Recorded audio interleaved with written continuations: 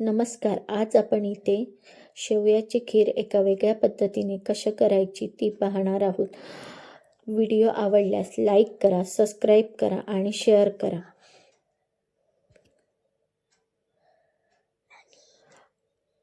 आपण शेवयाची खीर बनवण्यासाठी मी इथे एक खोलगट पॅन घेतला आहे. त्याच्यात मी 1 ते 1.5 चमचा तूप घालून घेतलं आहे. तूप आपल्याला चांगलं गरम व्हायला द्यायचं आहे. तूप चांगलं गरम झाल्यानंतर आपण त्यामध्ये शेवया घालून घेणार आहोत.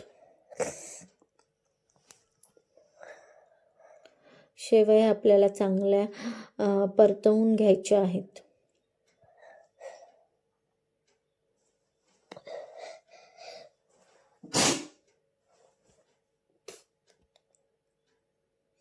शेवई थोडी सोनेरी रंग आल्यानंतर आपण यामध्ये ड्रायफ्रूट्स घालून घेणार आहोत.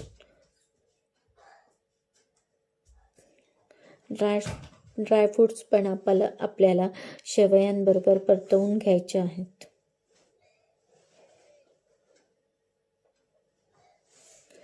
ड्रायफ्रूट्स परतून झाल्यानंतर आपण यामध्ये साखर घालून घेणार आहोत. तुम्ही साखर तुम्हाला जेवढं गोड लागतं त्या अंदाजानुसार घालू शकता. मी इथे 10 टेबलस्पून साखर घातलेली आहे.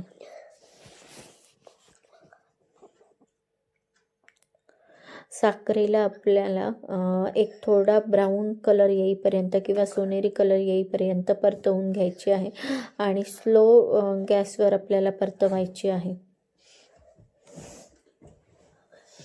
आता आपण यामध्ये दूध ओतून घेऊया. दूध तुम्ही तुमच्या अंदाजानुसार घालू शकता. म्हणजे तुम्हाला खीर कशी घट्ट पाहिजे असेल तर दूध थोडं कमी वापरा. जर पातळ हवी असेल तर दुधाचं प्रमाण जरा जास्त वापरा.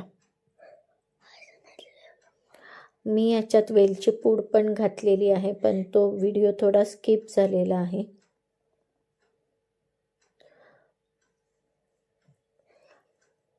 वेलची पूड तुम्ही शेवट दूध घालून झाल्यानंतर शेवट वेलची पूड घाला.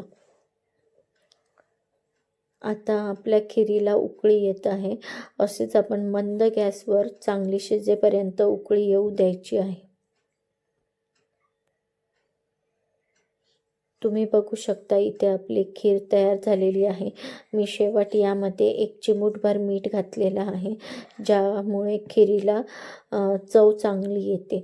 पण तुम्ही मीठ अगोदर घालू नका, एकदम लास्टमध्ये मीठ घाला.